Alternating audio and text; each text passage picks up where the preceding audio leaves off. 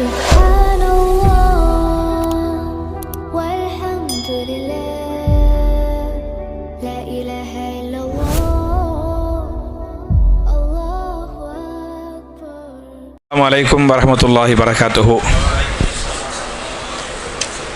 إن الحمد لله اللهم صل على محمد وعلى آل محمد كما صليت على إبراهيم وعلى آل إبراهيم إنك حميد مجيد. اللهم بارك على محمد وعلى آل محمد كما باركت على إبراهيم وعلى آل إبراهيم إنك حميد مجيد. أعوذ بالله من الشيطان الرجيم. بسم الله الرحمن الرحيم. يا أيها الذين آمنوا كتب عليكم الصيام كما كتب على الذين من قبلكم لعلكم تتقون. قال رسول الله صلى الله عليه وسلم سبحانك اللهم ربنا وبحمدك اللهم اغفر لي. ரவாஹுல் புகாரி. கண்ணியத்திற்குரிய சகோதர சகோதரிகளே, புனிதமான ரமலான் மாதத்தில் தராவீஹ் தொழுகை என்று சொல்லக்கூடிய மிகச்சிறந்த ஒரு இபாதத்தை நிறைவேற்றிவிட்டு மார்க்கத்தின் சில செய்திகளை கேட்டு அதன் பிரகாரம் அமல் செய்வதற்காக நாம் எல்லாம் இங்கே ஒன்று கொண்டிருக்கிறோம்.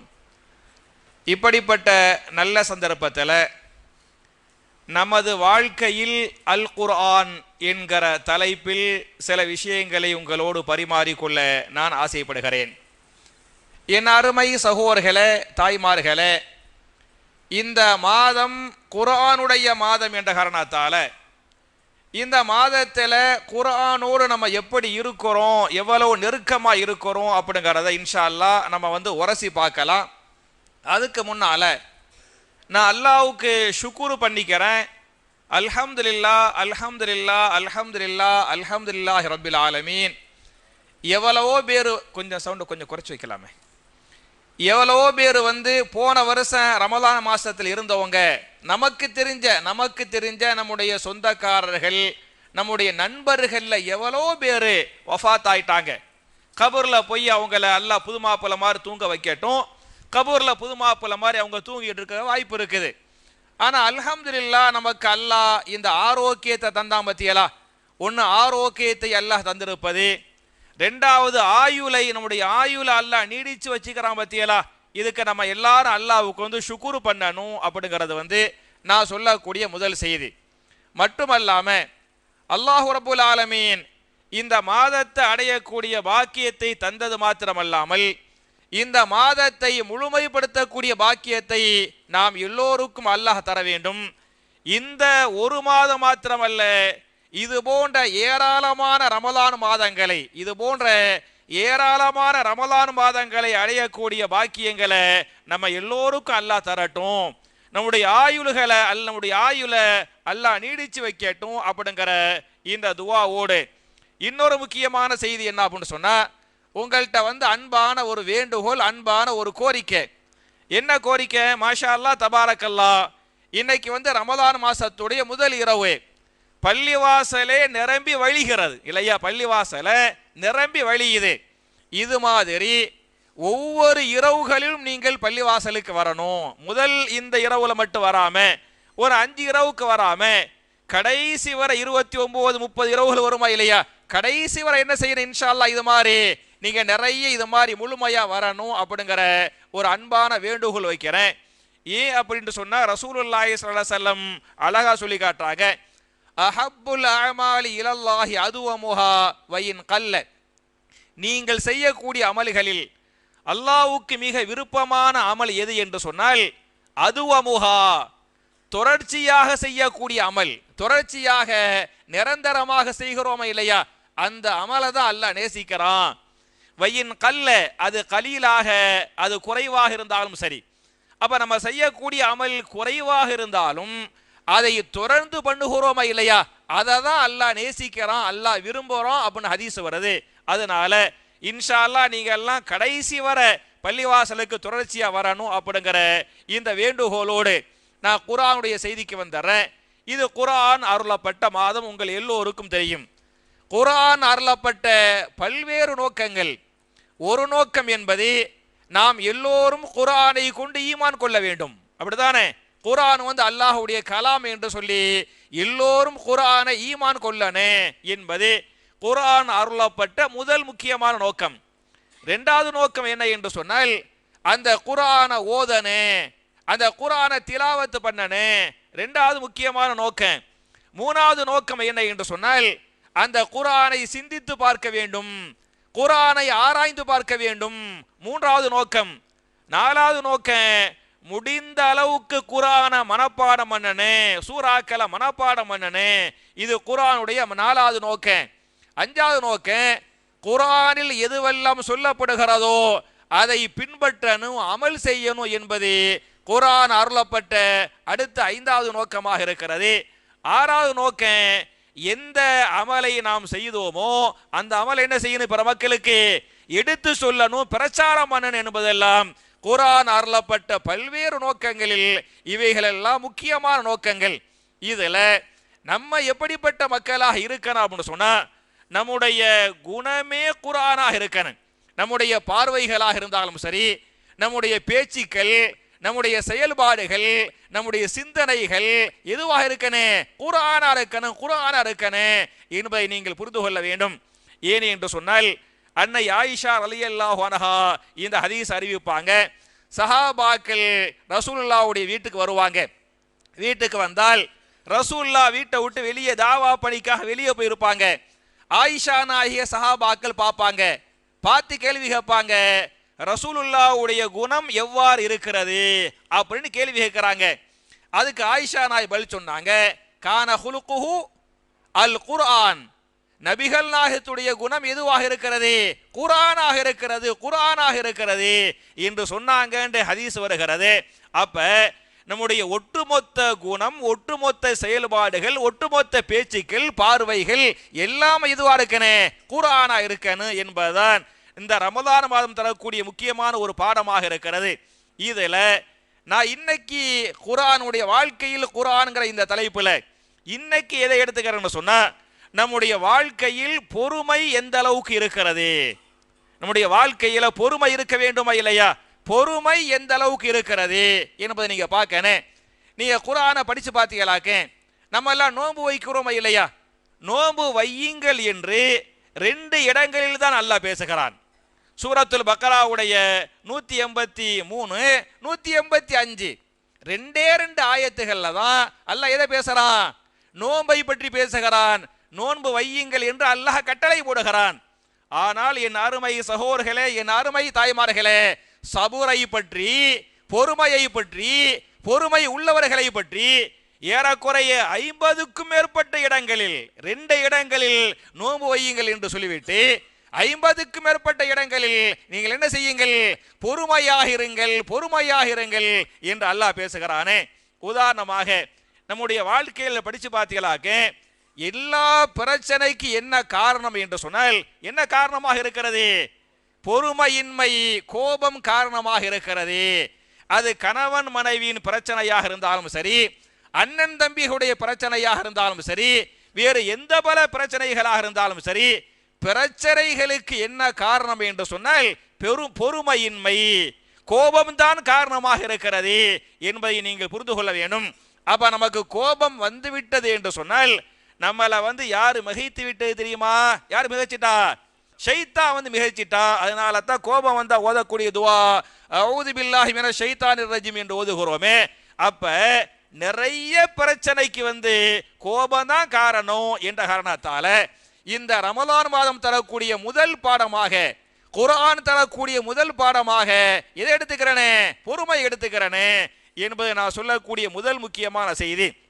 இதுல யாரு பொறுமையா இருக்கிறாங்களோ அவருடைய சிறப்புகளை பற்றி நிறைய குர்ஆன்ல அல்லாஹ் சொல்லி காட்டுறான்.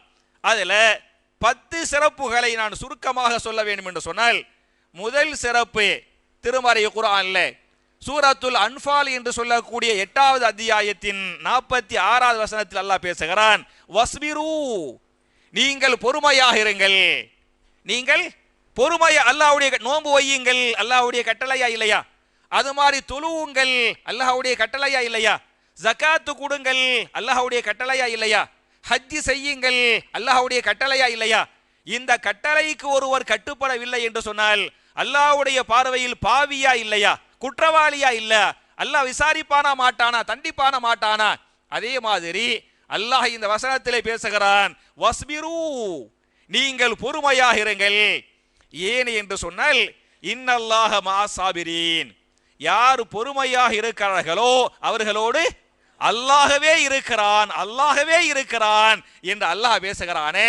அப்ப அல்லாஹ் நம்மோடு இருக்க வேண்டும் என்று சொன்னால் நம்ம கோபக்காரனாக இருக்காமல் யாராக இருக்கணும், பொறுமையாக இருக்கணுங்கிறது முதல் செய்தி. அல்லாஹ் நம்மளோடு இருப்பான் பொறுமையா இருந்தா. நம்ம பொறுமையா இல்லாமல் கோபக்காரனாக இருந்தால் நம்மளோட யார் இருப்பா, ஷைத்தா இருப்பான் என்பதை புரிந்து கொள்ள வேண்டும். இது முதல் முக்கியமான செய்தி.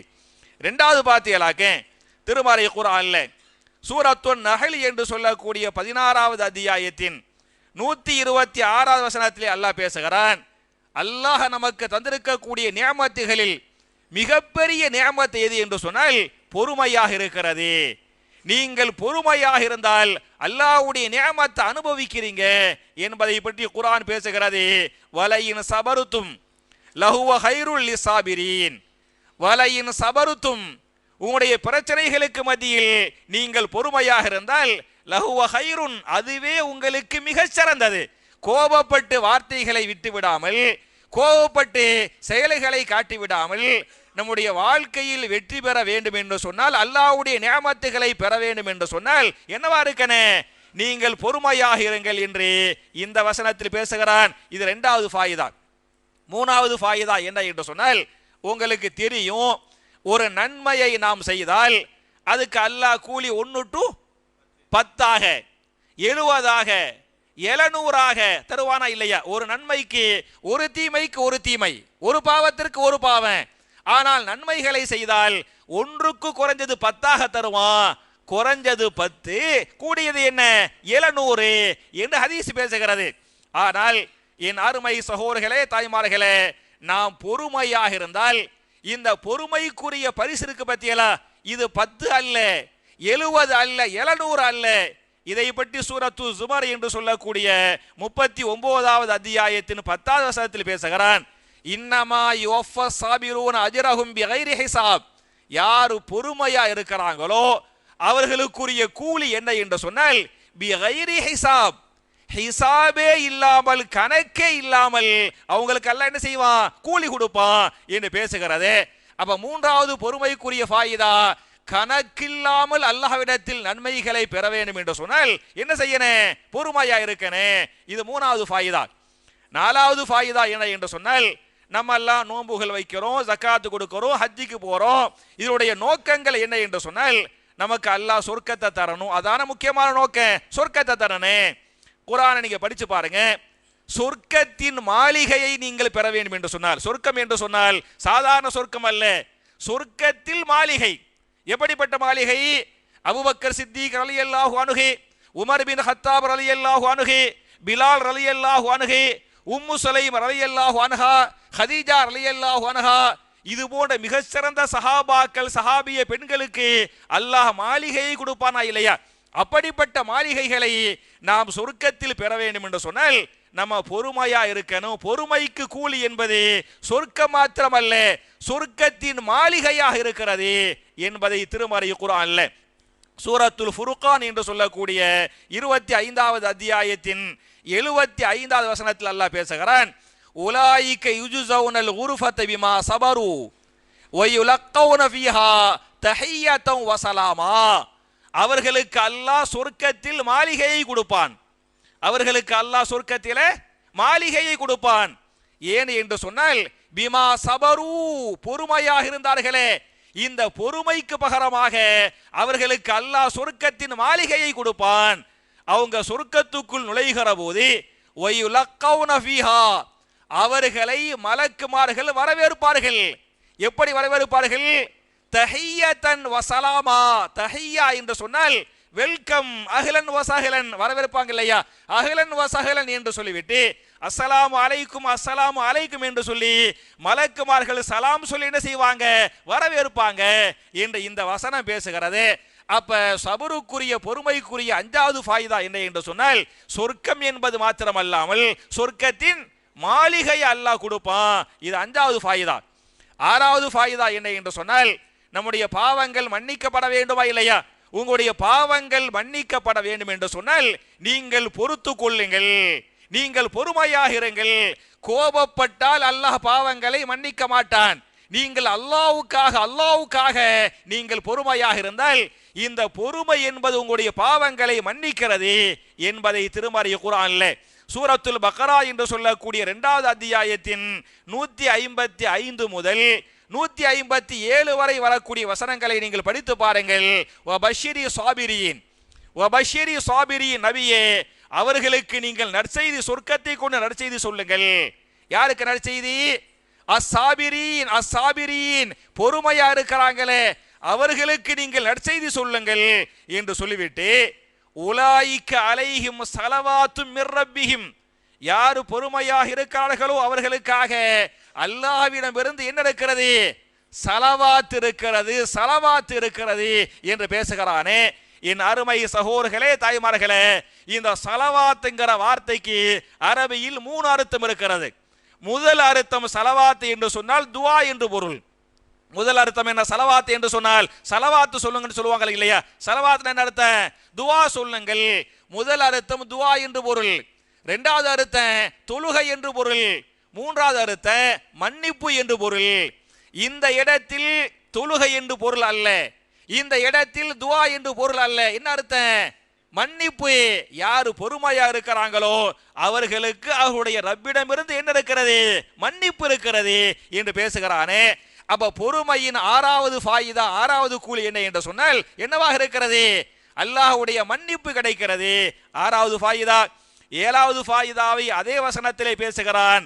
வரஹமத்துன் உலாயிக அலைஹிம் ஸலவாத்தும் மிர் ரப்பிஹிம் வரஹமத்துன், அல்லாஹ்வுடைய ரஹமத் உங்கள் மீது பொழியப்பட வேண்டுமா?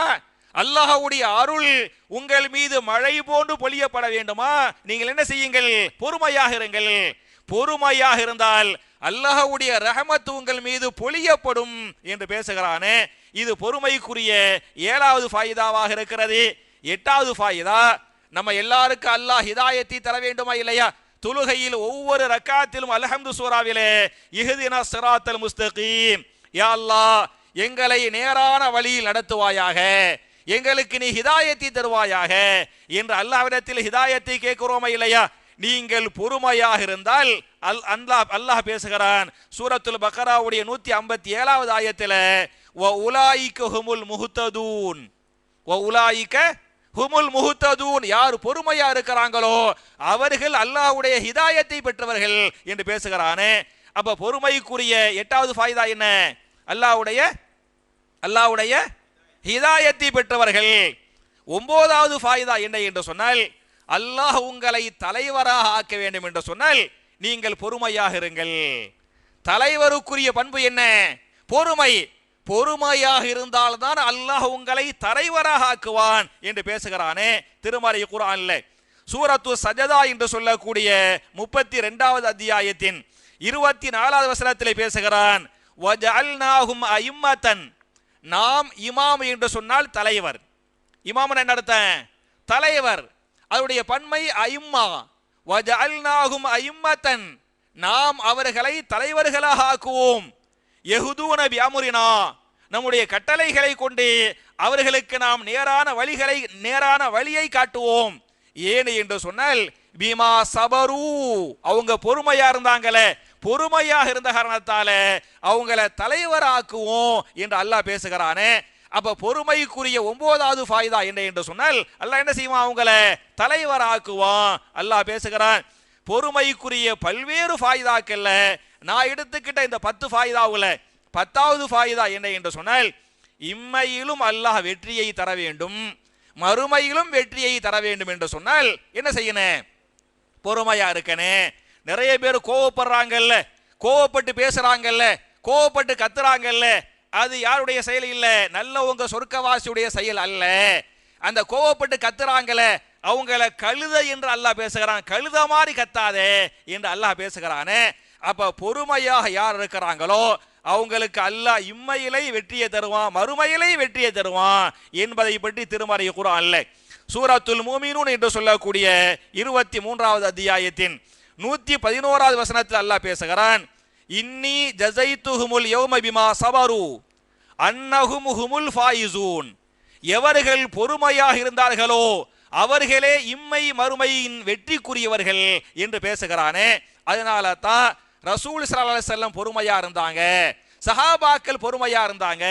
இந்த பொறுமைதான் அவர்களுக்கு வெற்றியை கொடுத்தது, இந்த பொறுமைதான் அவர்களுக்கு இஸ்ஸத்தை கொடுத்தது, பொறுமைதான் அவர்களுக்கு பல்வேறு பதவிகளை கொடுத்தது என்று சொல்லி ரெண்டே ரெண்டு ஹதீஸை சொல்லி உங்களுக்கு நான் முடிக்கிறேன் அப்படின்னு சொன்னா, ஒரு ஹதீஸை இமாம் புகாரி தங்களுடைய சஹீஹுல் புகாரியின் 6114வது ஹதீஸா இந்த ஹதீஸை பதிவு பண்றாங்க. உங்களில் வீரர் யார் என்று சொன்னால், உங்களில் வீரர் யார் என்று சொன்னால், யார் வீரரே?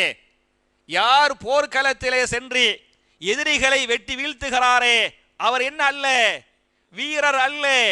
இன்னம ஷதீதுல்லதி யம்லிகு நஃப்ஸஹு இன்தல் கலப், உங்களில் வீரர் யார் என்று சொன்னால், கோபம் வருகிற போது அந்த கோபத்தை அடக்குகிறாரே, கோபத்தை மெண்டு முழுங்குகிறாரே அவரே உங்களில் வீரராக இருக்கிறார் என்று நான் சொல்லவில்லை, நபிகள் நாயகம் ஸல்லல்லாஹு அலைஹி வஸல்லம் சஹாபாக்கள் நமக்கெல்லாம் சொல்லிருக்கிறாங்க என்று ஹதீஸ் பேசுகிறது.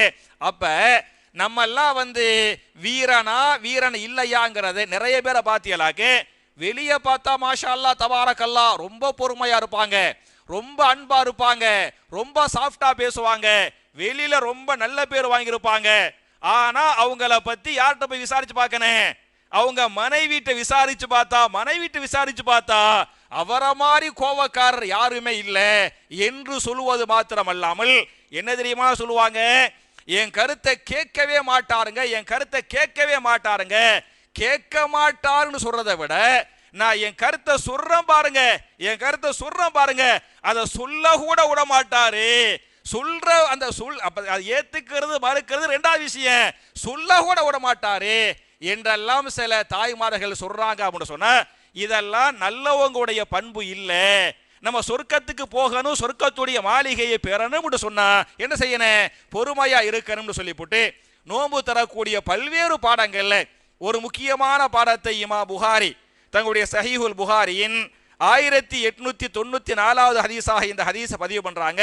அஸ்ஸௌமு ஜுன்னத்துன், நோன்பு என்பது கேடயம். நோன்பு என்பது கேடயம். கேடயம்னா என்ன? பாவங்களை விட்டு உங்களை தடுக்கக்கூடிய, பாவங்களை விட்டு உங்களை பாதுகாக்கக்கூடிய கேடயமாக. ஏன்னா மற்ற நாட்கள்ல செய்யக்கூடிய பாவங்களை எல்லாம் நோன்புல என்ன செய்ய மாட்டோமா இல்லையா? எனவே அஸ்ஸௌமு ஜுன்னா, நோன்பு என்பது பாவங்களை விட்டு உங்களை தடுக்கக்கூடிய பாதுகாக்கக்கூடிய கேடயமாக இருக்கிறது என்று சொல்லிவிட்டு ரசூலுல்லாஹ் சொல்றாங்க, ஃபலா யர்ஃபுத், நீங்கள் ரமலான் மாதத்தில் பாவங்களை செய்ய வேண்டாம். வலா யஜ்ஹல், முட்டாள்தனமாக மடத்தனமாக நீங்கள் பேசவோ நடந்து கொள்ளவோ வேண்டாம் என்று சொல்லிவிட்டு வை நிம்ருஉன் காத்தலஹு அவ் ஷாத்தமஹு, ஏதாவது ஒருவர் உங்களிடத்திலே சண்டைக்கு வந்தால், உங்களை திட்டினால், நீங்கள் நோன்பாளியாக ரமலான் மாசத்தில் இருக்கும் போது ஒரு ஆள் வர்றாரு, உங்களை திட்டுறாரு, உங்கள்கிட்ட சண்டைக்கு வர்றாரு, அப்படி திட்டுகிற போது நீங்களும் கோபப்பட்டு திட்டாமல் நீங்கள் என்ன சொல்ல வேண்டும் என்று சொன்னால் என்ன சொல்லனே, இன்னி சாயும், நான் நோன்பாளியாக இருக்கிறேன், எனவே கோபப்பட மாட்டேன், நான் திட்ட மாட்டேன், சண்டைக்கு வர மாட்டேன், பொறுமையாக இருப்பேன் என்று யார் சொல்லுகிறாரோ அவர் சொர்க்கவாசி என்றெல்லாம் ஹதீசுகள் பேசுகின்றனவே. அப்ப என் அருமை சகோதரர்களே, என் அருமை தாய்மார்களே, நோன்பு வைப்பது என்பது லேசான ஒன்று, பெரிய ஒரு கஷ்டம் இல்லை. மாஷா அல்லாஹ் தபாரக்கல்லாஹ், நமக்கெல்லாம் ஓரளவுக்கு அல்லாஹ்வுடைய பயம் இருக்குது, அல்லாஹ்வுடைய ஈமான் இருக்குது. இந்த இறையச்சம் என்பது, ஈமான் என்பது நம்மளை நோன்பு வைக்க வச்சிரும். அதையும் தாண்டி என்ன செய்ய வேண்டும் என்று சொன்னால், இந்த நோன்பு தரக்கூடிய பல்வேறு பாடங்கள்ல முக்கியமான பாடம் என்ன? கோபத்தை அடக்குவது, கோபத்தை கட்டுப்படுத்துவது, பொறுமையாக இருப்பது என்பதை நீங்கள் புரிந்து கொண்டு நம்ம என்ன செய்யணும்னு சொன்னா, நம்முடைய வாழ்க்கையில் குர்ஆன் விஷயத்துல இந்த பொறுமைன்னு அல்லாஹ் சொல்றான் பத்தியலா, 50க்கு மேற்பட்ட இடங்கள்ல பொறுமையை பத்தி அல்லாஹ் சொல்றான் பத்தியலா, எந்த அளவுக்கு நம்ம பொறுமையா இருக்கிறோம் என்று நாளை மறுமையில் அல்லாஹ் விசாரிப்பதற்கு முன்னால் இம்மையில் நம்மை நாம் விசாரித்து கொண்டு திருத்தி கொண்டு மாற்றிக்கொள்ளக்கூடிய நல்லவர்களாக நாம் எல்லோரையும் அல்லாஹ் ஆக்கி அருள்வானாக என்ற துஆவோடு முடிக்கிறேன். ரப்பனா ஆத்தினா ஃபித் துன்யா ஹஸனத்தன் வ ஃபில் ஆখিরাতি ஹஸனா வ கினா அஸாபன்னார். வாஹிரு தாவானா அனில் ஹம்துலில்லாஹி ரபில் ஆலமீன். அஸ்ஸலாமு அலைக்கும்.